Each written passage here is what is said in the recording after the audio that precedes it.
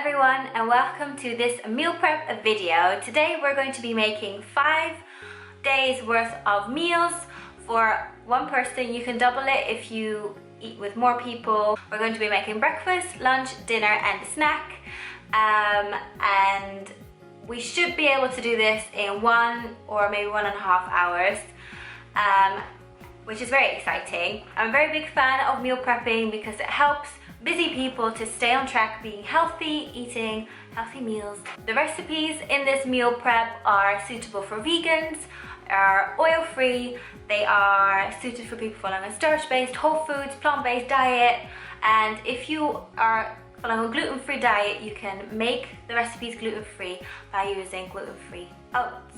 Lastly, I want to mention how much all of this costs. For 5 days of eating, it will cost you £15.20 if you live in the UK.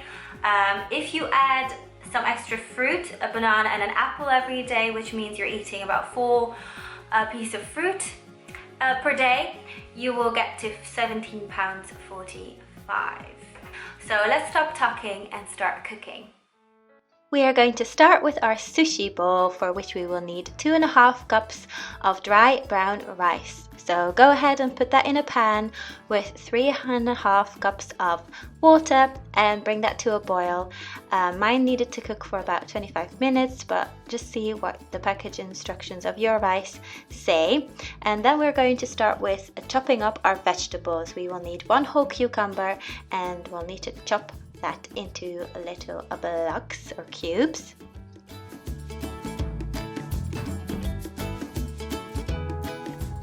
Next we're going to need 3 peppers. I've got a mix of 3 different colors, but just chop them up and add them to the rest of the vegetables.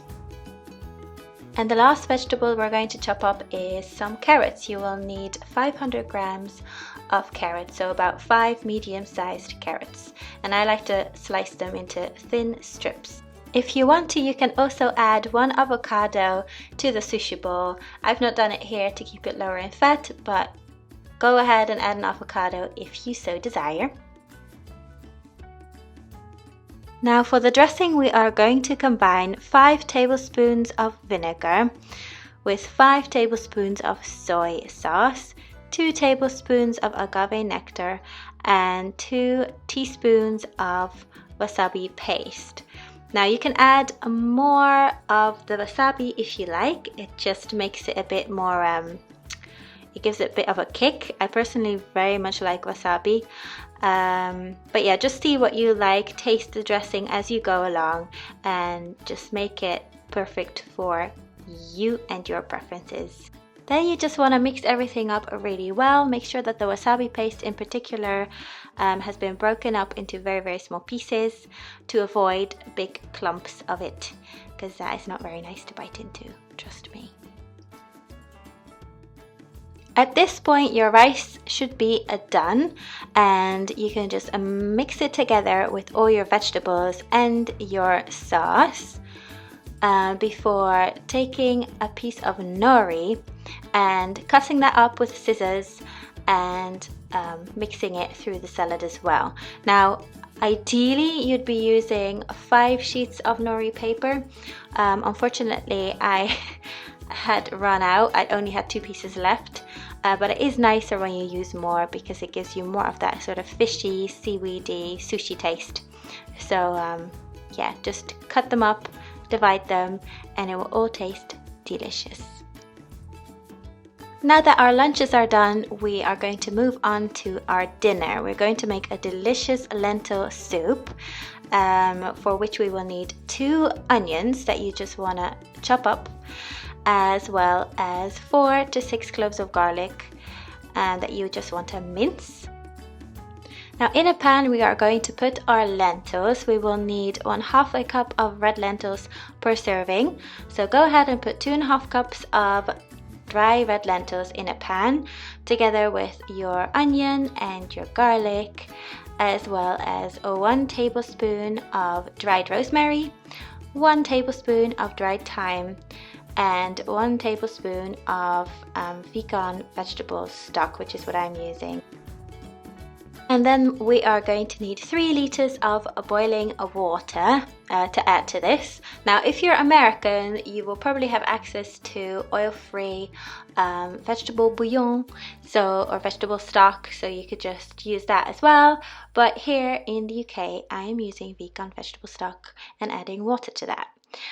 So once all your water is in the pan with all the rest of your ingredients, you want to bring everything to a boil, and then once it starts to simmer, you want to put the lid on it and let it simmer for 20 minutes. Whilst our soup is bubbling away, we are going to start on our hazelnut crisp bars, for which we will need to use some dates. I'm using the dates I just showed you. They're from Tesco. They're fantastic value for money. 800 grams of really gooey dates for £3. We will need 150 grams of pitted dates, and also 1 tablespoon of unsweetened cocoa powder, 1/4 of a cup of hazelnut butter, but if you want to use almond butter or peanut butter, you could do that as well, or cashew butter, whatever floats your boat or whatever is in your house, you can use that, and you can make it almond crisp bars or whatever. We also will need 1/4 of a cup of oat flour. If you're gluten-free, make sure to use a gluten-free oat flour, and then you just want to blitz that up in your food processor for a couple of seconds before adding 1/4 of a cup of buckwheat groats and a pinch of salt. And then you want to turn the food processor on again for about 20 seconds, and then the mixture should be ready. It's not going to form a ball in the food processor because of the buckwheat groats, but when you press the dough together, it will stick, which is exactly what we need. Transfer your dough into a silicone cake mold and start pressing it down into the mold, and trying to make it as flat as possible.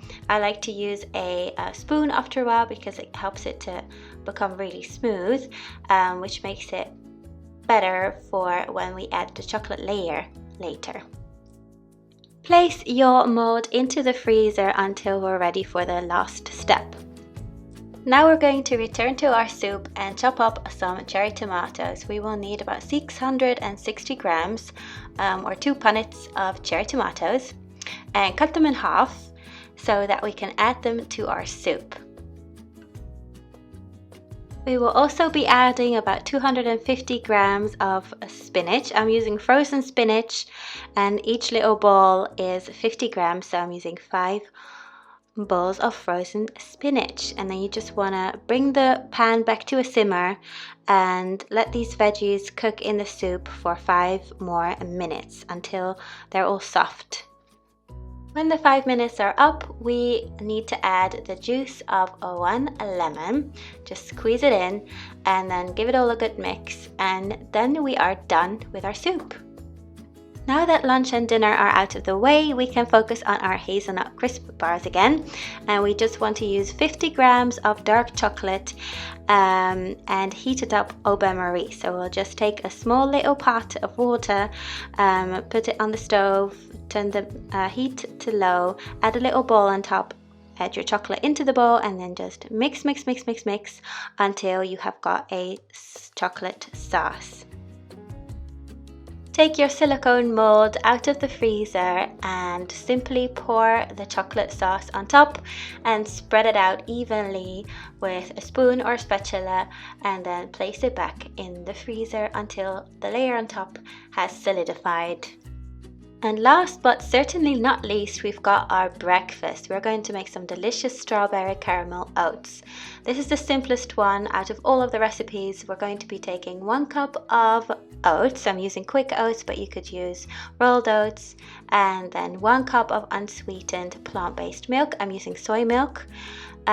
You can sweeten it with stevia drops if you like. I always like to use stevia. I'm using 10 drops of natural flavor stevia drops, and then I'm taking 4 small pitted dates and chopping them into the oats. If you don't have stevia on hand, you could use 1 teaspoon of brown sugar to sweeten it instead, or just be happy with the dates because they add a lot of sweetness as well. Mix it all together and until well combined. Place the lid on the top and put it in the fridge overnight or just for an hour or so. And after some time has passed, you will see that the oats have absorbed the milk and they will have become very creamy. It may not look very pretty, but trust me, the flavor is fantastic.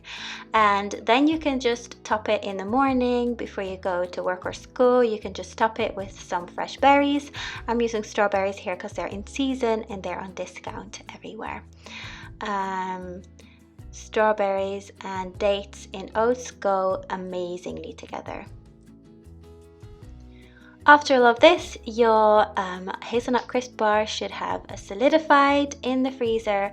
You just want to chop them into 6 pieces, so you have 1 piece for every day plus 1 extra piece for whenever you feel like you need it, you know. And that's it. That's the bars done. Don't they look pretty? They taste so good, you guys. I want to be humble, but this recipe is seriously bomb. And that's it. We have now meal prepped for 5 whole days. We have delicious breakfast, yummy lunch, and divine dinner with a super tasty treat. I recommend you add a couple of pieces of fruit in here as well if you can. Those are all the recipes. I hope you guys enjoyed them and will actually make them. If you like this video, please give it a thumbs up and comment saying if you're a meal prepper or not. I'm very curious who my viewers are and what you are into. And subscribe to my channel for more. And you can find me on Instagram. You can find me at Tirsa Healthy Vegan Life. Thank you all so much for watching and I'll see you next week. Bye.